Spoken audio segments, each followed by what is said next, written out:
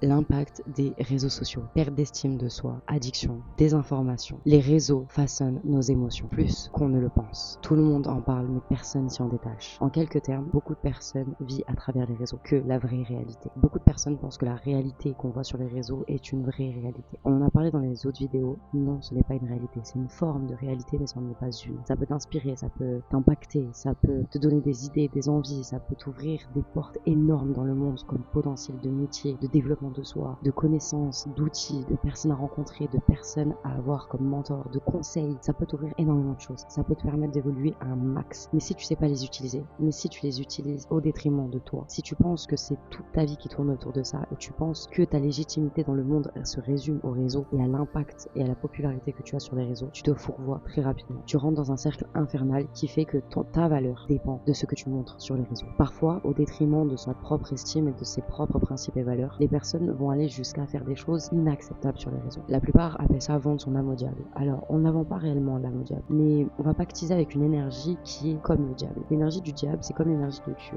De base, c'est une énergie avec laquelle on se connecte. Ce n'est pas du tout une personne comme nous, être humain, figure humaine tout simplement. Et quand on se connecte à cette énergie, on l'a un peu tous. On a l'ange et le diable avec nous, d'accord? Quand on a envie de faire des choses et qu'on a des conseils ou qu'on a des choix à faire et qu'on utilise un peu trop le démon, on finit par récolter ce que l'on sème. Jamais tout de suite, bien après. À des moments où on s'y attend pas du tout. Et quand on fait le bien, c'est l'inverse. On récolte l'enfer au début et après on récolte les bonnes choses. Donc en gros, c'est plus facile d'être une mauvaise personne qu'une bonne personne. Les réseaux confirment et nous l'apprennent. C'est un peu le style du cerveau vide. Le style du cerveau vide, c'est dommage. Parce qu'en réalité, l'être humain est fait pour apprendre, pour se développer, pour augmenter en compétences, pour s'expanser. Et si on enlève ça à l'être humain, on perd tout. Et le but de l'humain sur Terre n'a plus réellement de valeur parce que son but premier, c'est de monter des paliers de conscience, d'évolution et de principe. Alors je te dis à très vite. Si tu veux plus d'exemples, si tu veux en savoir plus sur ce que je fais, regarde le lien dans ma bio. Bisous.